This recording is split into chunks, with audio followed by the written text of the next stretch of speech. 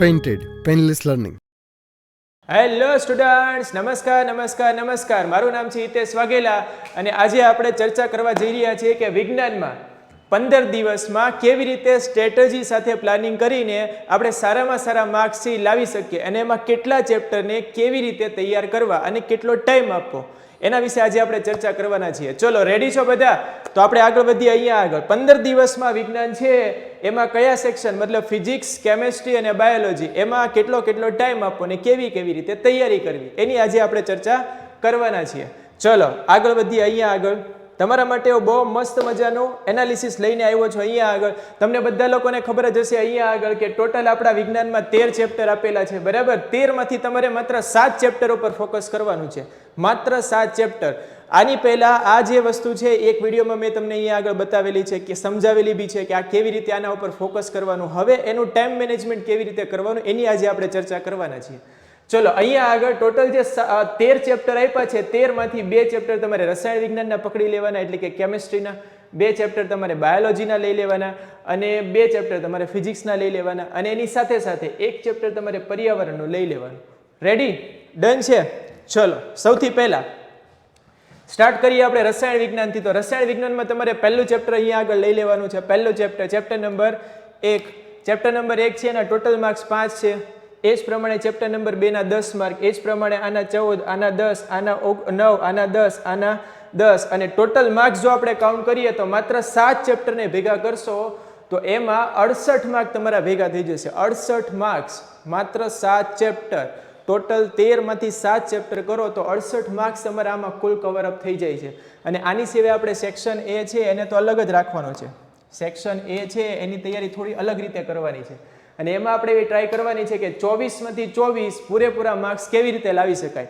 તો જો તમે આવી રીતે તૈયારી કરશો અહીંયા આગળ તો 68 માંથી માનીને ચાલો કે તમારે 60 માર્ક્સ આવી જાય, થોડા માર્ક્સ કદાચ ક્યાંક કપાઈ જાય અને પહેલા 24 માંથી માની લે કે 20 માર્ક આવી જાય, તોય તમે આરામથી 70 ની આસપાસ માર્ક્સ છે એ કવર કરી શકો. 80 માંથી 70 માર્ક્સ છે એ તમે આરામથી વિજ્ઞાનમાં કવર કરી શકો. પણ એની એક શરત છે કે આ જેટલા બી ચેપ્ટર મેં અહીંયા આગળ તમને બતાવ્યા છે બધા ચેપ્ટર છે એને બરાબર રીતે તૈયાર કરવા, બરાબર? તો ચલો આપણે એની ચર્ચા કરીએ. અહીંયા આગળ સૌથી પહેલું ચેપ્ટર આપ્યું છે વિદ્યાર્થી મિત્રો. અહીંયા આગળ જે લોકોએ વાંચ્યું હશે એને ખબર હશે, નહીં વાંચ્યું હોય એના માટે હું અહીંયા આગળ થોડો આઈડિયા આપી દઉં. આ ચેપ્ટરમાં તમારે શું તૈયાર કરવાનું છે તો કે 5 પ્રક્રિયાઓ છે. કેટલી પ્રક્રિયાઓ છે? 5 પ્રક્રિયાઓ. 5 પ્રક્રિયાઓ જે રાસાયણિક પ્રક્રિયાઓ હોય એને બરાબર રીતે તૈયાર કરી દેવાની. છેલ્લે 2 નાના ટોપિક આવે છે, ત્યાં આગળ ક્ષારણવાળો ટોપિક આપે છે અને ખોરાક છે એ ખોરો કેવી રીતે થઈ જાય. ટોટલ 7 ટોપિક કરવાના છે, બધા નાના ટોપિક છે. આ બધા ટોપિકને કવર કરવા માટે 1 દિવસ કાફી છે. કેટલા દિવસ? 1 દિવસ. તો પહેલું ચેપ્ટર છે 1 જ દિવસમાં કવર થઈ જાય. 1 જ દિવસમાં બરાબર રીતે વાંચન કરો તો પહેલું ચેપ્ટર આરામથી તૈયાર થઈ જાય. આમાં કોઈને કઈ પ્રકારનો પ્રોબ્લેમ આવવો જોઈએ નહીં. રેડી? ચલો આગળ. હવે વાત કરીએ આપણે ચેપ્ટર નંબર 2 ની. તો સર આ ચેપ્ટર નંબર 2 એટલે શું છે તો કે બેટા એસિડ અને બેઝ. ચેપ્ટર નંબર 2 એટલે એસિડ છે, બેઝ છે અને એમાંથી જે ક્ષાર બને ક્ષારેય છે. તો ટોટલ સૌથી પહેલા આપણે અહીંયા આગળ ફોકસ કરવાનું છે ક્ષાર ઉપર. લાસ્ટમાં ચેપ્ટરના અંતમાં ટોટલ તમને 5 પ્રકારના ક્ષાર અથવા એમાં એક બેઝ આપેલો છે. સર કયા સમજાવશો? તો ફટાફટ એના નામ બોલી દઉં છું. એક તો ખાવાનો સોડા આપ્યો છે, કપડાં ધોવાનો સોડા આપ્યો છે, પછી પ્લાસ્ટર ઓફ પેરિસની ચર્ચા કરી છે, પછી બ્લીચિંગ પાવડરની બી ચર્ચા કરી છે અને સૌથી important chlor alkali process, very most IMP. તો આ 5 જે ક્ષાર આપ્યા છે એને તમારે બરાબર રીતે રેડી કરી દેવાના છે, બરાબર રીતે. એમાંથી 2 સવાલ આવે છે 4 માર્કના. કેટલા માર્કના? 4 માર્કના. તો પહેલા તો અહીંયા આગળ 5 ટોપિક એ થઈ ગયા જે ચેપ્ટરના ક્યાં આવશે તો કે સર અંતમાં આવશે. ક્યાં આગળ આવશે? ચેપ્ટરના લાસ્ટમાં. એની સિવાય હજી 2 ટોપિક છે જે તમારે રેડી કરવાના છે. આમાં એક ટોપિક આવે છે પીએચ. તો પીએચમાં 2 ટોપિક રેડી તમારે કરવાના છે. એક તમારે પીએચ છે એની નોંધ રેડી કરવાની છે, પીએચઓ એની શોર્ટ નોટ આખી રેડી કરવાની છે. પીએચ એટલે શું કહેવાય, પીએચ માપક્રમ શું કહેવા માંગે છે, કયા વૈજ્ઞાનિકે એની માહિતી આપી હતી. અને બીજી તમારે અહીંયા આગળ ચર્ચા કરવાની છે કે પીએચ છે એના વ્યવહારિક ઉપયોગો કયા છે. તો જો તમે આ 7 ટોપિક કરશો એટલે તમારા માર્ક્સ આ બધા લગભગ કવર થઈ જશે. રેડી? આની સિવાય જે આગળનો ભાગ છે એમાં વાત કરી છે એસિડ અને બેઝની. તો આ ટોપિકને તમારે કવર કરવો હોય તો એક દિવસ તમારે આની ઉપર અપાય 7 ટોપિકમાં એક દિવસ, 3 માંથી કેટલા દિવસ? એક દિવસ. બીજા દિવસે ફરીવાર શું કરવાનું તો કે થોડો ટાઈમ તમારે આપી દેવાનો આ ટોપિકને રિવાઇઝ કરવા માટે. થોડો ટાઈમ તમારે બીજા દિવસે આ ટોપિકને રિવાઇઝ કરવા માટે આપવાનો અને પછી તમારે ચેપ્ટરની શરૂઆત પકડવાની. શરૂઆત એટલે કોને તો કે એસિડ અને બેઝ. એસિડ એટલે શું કહેવાય, બેઝ એટલે શું કહેવાય, એના રાસાયણિક ગુણધર્મો જોઈ લેવાના અને એસિડ અને બેઝ છે એ કેવી રીતે પ્રક્રિયાઓ કરે છે, આની થોડી થોડી રાસાયણિક પ્રક્રિયાઓ છે, આ રેડી કરી દેવાનું. તો સર આમાં તો 2 જ દિવસ લાગે, તમે અહીંયા આગળ 3 દિવસ લખ્યા છે. બેટા આમાં થોડો તમારે ટાઈમ દેવો પડશે. તમે પહેલી વાર વાંચશો તમને યાદ રહી જશે, પણ જ્યારે આગળનું વાંચતા જશો ને તો પાછળનું ભૂલાતું જશે, કારણ કે આમાં ઇન્ફોર્મેશન થોડી વધારે છે. તો એટલા માટે ત્રીજો દિવસ છે એમાં તમે 2 દિવસમાં જે બી વાંચ્યું એ બધાને શું કરવાનું, ભેગું કરવાનું છે, બરાબર. બધાને એસેમ્બલ કરીને બરાબર રીતે રિવાઇઝ કરતા જવાનું. તો 4 દિવસ, 15 માંથી 4 દિવસમાં તમે પહેલું અને બીજું ચેપ્ટર આરામથી કરી શકશો, આરામથી, કોઈ પ્રોબ્લેમ આમાં નહીં આવે તમને. ઓકે, ચલો આગળ.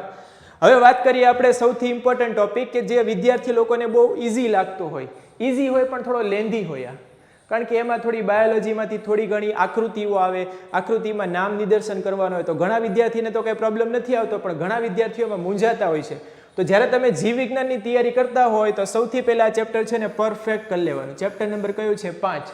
તો ચેપ્ટર નંબર 5 જ્યારે બી તમને યાદ આવે, જૈવિક ક્રિયાઓ એટલે તમારા શરીરના બધા તંત્રો છે, મેઇન તંત્રો, એ બધા તંત્રો યાદ આવવા જોઈએ. સર કયા તંત્રો આવે તો કે પાચન તંત્ર થઈ ગયું, શ્વસન તંત્ર થઈ ગયું, પછી ઉત્સર્જન તંત્ર થઈ ગયું, અને એક બોલાય સર્ક્યુલેટરી સિસ્ટમ કે રુધિરનું વહન કોના દ્વારા થાય તો કે સર હૃદય દ્વારા થાય. એના માટે ધમની અને શીરા એ 2 અલગ અલગ ટાઈપની ટ્યુબ આવે, પાઇપલાઇન આવે, વેઇન્સ આવે, નળીઓ આવે, આ બધું કામમાં આવે. આ તમારે રેડી આવી રીતે કરવાનું છે. તો મેઇન ટોપિક આમાં તમારે પહેલા રેડી કરી દેવાના કે જે કેટલા માર્ક્સમાં આવશે? 4 માર્ક્સમાં. રેડી? આમાંથી તે 4 માર્ક્સના 2 પ્રશ્નો આવે છે. 4 માર્ક્સના કેટલા પ્રશ્નો આવે? 2. તો આ ચેપ્ટરને રેડી કરવા માટે, ચેપ્ટર નંબર 5 ને રેડી કરવા માટે 3 દિવસ આપવાના છે. પહેલા દિવસે ખાલી તમારે એ કરવાનું કે આમાંથી મોટા પ્રશ્નો કયા બને. તો મેં જે પ્રમાણે તમને વાત કરી એ પ્રમાણે સૌથી પહેલો મોટો પ્રશ્ન આવે પાચન તંત્ર આવે, પછી શ્વસન તંત્ર આવી ગયું, પછી ઉત્સર્જન તંત્ર આવી ગયું, પછી રુધિરનું પરિભ્રમણ હૃદયમાં કેવી રીતે થાય છે એ પ્રશ્ન આવી ગયો. એની સિવાયના હજી પ્રશ્ન તો કે અમીબામાં પાચન કેવી રીતે થાય એ બી આવી ગયો. અને એની સિવાય હજી એક પ્રશ્ન તમને અહીંયા આગળ કહી દઉં છું કે સૂર્યપ્રકાશની હાજરીમાં લીલી વનસ્પતિઓ કેવા પ્રકારનું ન્યુટ્રિશન મેળવે છે, બરાબર. તો તમારે આ બધા પ્રશ્નો છે એને બરાબર રીતે રેડી કરવાના છે પહેલા દિવસે. બીજા દિવસે એનું રિવિઝન કરવાનું, આકૃતિ દોરો, રિવિઝન કરો, આકૃતિ દોરો, રિવિઝન કરો, બીજા દિવસે રિવિઝન કરો, અને ત્રીજા દિવસે જે નાના નાના પ્રશ્નો હતા એને તમારે રેડી કરવાના. સર આ નાના એટલે કયા પ્રશ્નો? તો એના 2-4 ઉદાહરણ આપી દો તમને. નાના એટલે ધમની અને શીરા વચ્ચેનો તફાવત આપો. પછી પર્ણો હોય એમાં વાયુ છે, વાયુ ઓક્સિજન અને કાર્બન ડાયોક્સાઇડ, એનો વિનિમય કેવી રીતે થાય છે. આવા ઘણા બધા નાના નાના ટોપિક હશે જે 2 માર્ક્સમાં આવશે યા 1 માર્કના MCQમાં બી આવશે એમાંથી સવાલો. તેને તમારે વાંચવાના છે ત્રીજા અને બીજા દિવસની વચ્ચે. એટલે બેઝિકલી 3 દિવસ આપવાના છે આમાં. કેટલા દિવસ? 3 દિવસ. ચલો એ જ પ્રમાણે વાત કરીએ તો હવે ચેપ્ટર નંબર 7 છે. ચેપ્ટર નંબર 7 એટલે સૌથી ઇઝી ચેપ્ટર છે બાયોલોજીમાં, સૌથી ઇઝી ચેપ્ટર. આમાં 2 પ્રકારના પ્રજનનની વાત કરવાની, અલિંગી પ્રજનન અને લિંગી પ્રજનન. જો તમારી જગ્યાએ હું હોય તો આવી રીતે વિચારો. પહેલા અલિંગી પ્રજનન હોય એમાં કેટલી પદ્ધતિઓ છે તો કે 6 પદ્ધતિઓ. એમાં કઈ કઈ પદ્ધતિમાં કયા કયા ઉદાહરણ આવે છે, કયા કયા સજીવો આવે છે, એના નામ યાદ રાખી લેવાના અને પદ્ધતિઓ પછી વાંચવાની શરૂ કરવાની. પદ્ધતિઓ ક્યારે વાંચવાની? પછી. તો આ ચેપ્ટર છે એનું લગભગ 50% ભાગ અલિંગી પ્રજનન એ છે. તો આને પૂરું કરવા માટે 1 દિવસ કાફી છે. અલિંગી પ્રજનન એના માટે કેટલા દિવસ કાફી છે? 1 દિવસ. સર તો આ બીજા પ્રકારમાં શું કરવાનું? બીજો પ્રકાર એટલે વાત થાય છે લિંગી પ્રજનન. બીજો એટલે કોની વાત થાય? લિંગી પ્રજનન. તો લિંગી પ્રજનનમાં તમારે 3 ટોપિક વિચારવાના છે. એક તો માદાનું પ્રજનન તંત્ર, નરનું પ્રજનન તંત્ર અને સપુષ્પી વનસ્પતિ. સપુષ્પી જે વનસ્પતિ હોય, સપુષ્પી વનસ્પતિ, એમાં પ્રજનન કેવી રીતે થાય. આ મેઇન 3 ટોપિક છે. આ 3 ટોપિકને તમારે બીજા દિવસે રેડી કરવાના. અને આ ટોપિક બહુ ઇઝી છે. જો એકવાર તમે સમજી લેશો કે આ ટોપિક છે એનો શરૂઆત ક્યાંથી થાય, કયા કોષો આવેલા છે, ક્યાં ઉત્પન્ન થાય અને કેવી રીતે એનું વહન થાય છે અને ક્યાં સુધી વહન કરવાનું છે, જો આને બરાબર રીતે સમજી લેશો તો આ બધા ટોપિક બહુ ઇઝી છે. તો બીજા દિવસે તમારે શું કરવાનું તો કે લિંગી પ્રજનન વાળો ટોપિક છે ને ખતમ કરી દેવાનો. તો આના માટે 2 દિવસ કાફી છે. કેટલા દિવસ? 2 દિવસ. ચલો એ જ પ્રમાણે હવે આગળ વધીએ. હવે થોડો ટફ પાર્ટ આવ્યો. જનરલી વિદ્યાર્થી લોકોને શું હોય કે જે ફિઝિક્સ એટલે કે ભૌતિક વિજ્ઞાન કહેવાય એમાં થોડો પ્રોબ્લેમ આવતો હોય, કારણ કે એમાં શું આવે તો કે ઘણું બધું લોજિકલી તમારે થિંકિંગ કરવાનું આવે, વિચારવાનું આવે, ઘણી ફોર્મ્યુલા આવે, અમુક અમુક વસ્તુઓ હોય યાદ રાખવાની આવે. રેડી?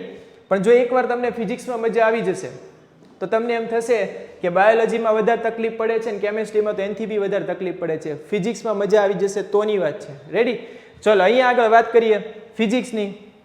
તો ફિઝિક્સમાં તમને ચેપ્ટર નંબર આપ્યું છે 10મું ચેપ્ટર એટલે માનવ આંખની રચના. માનવ આંખની રચના. અને આ રચનામાં કયા કયા પ્રકારની ખામીઓ છે એ ઉદ્ભવે છે, આ મેઇન ટોપિક થઈ ગયા. અને બધા લોકોને ખબર હશે કે માનવ આંખની રચના તો બહુ ઇઝી ટોપિક છે. પછી કયા પ્રકારની ખામી આવે તો કે લઘુ દ્રષ્ટિ આવે ને બીજી ગુરુ દ્રષ્ટિ, આ મેજર ટોપિક છે. પછી ત્રીજી આવે પ્રેસ બાયોપી, આપણી તો હાવ નાનો ટોપિક છે. એની સિવાય ચેપ્ટરમાં બીજા કયા આઈએમપી ટોપિક છે તો કે પ્રકાશનું વિભાજન. પ્રકાશનું વિભાજન. એની સિવાય કયો આઈએમપી ટોપિક છે તો કે તારાઓ શા માટે ટમટમે છે. અને એની સિવાયનો હજી એક ટોપિક બોલી દઉં, ટિન્ડલ અસર. મોટા મોટા ગણવા જઈએ તો 7 થી 8 ટોપિક થશે. આ 7 થી 8 ટોપિકને તમારે રેડી કરવા માટે 1 દિવસ નહીં 2 દિવસ આપી દેવાના. પહેલા દિવસે બરાબર રીતે બધા વાંચી લો. તમે લઘુ દ્રષ્ટિ કરી નાખશો તો ગુરુ દ્રષ્ટિ આવડી જશે. પ્રકાશનું વિભાજન તો તમારે 10માં પહેલાં આવતું હશે, આની પહેલાના ધોરણમાં. બહુ ઇઝી ટોપિક છે. શ્વેત પ્રકાશ આપો ને 7 રંગો બને.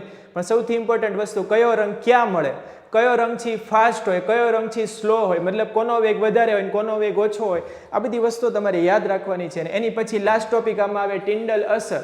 આટલા ટોપિક તમારે રેડી કરવાના છે ચેપ્ટર નંબર 9માં. આના માટે તમારે ટોટલ કેટલા દિવસો આપવાના છે તો કે સર 2 દિવસ. કેટલા દિવસ આપશો ટોટલ? 2 દિવસ. ચલો એની પછી વાત કરીએ આપણે અહીંયા આગળ ચેપ્ટર નંબર 11.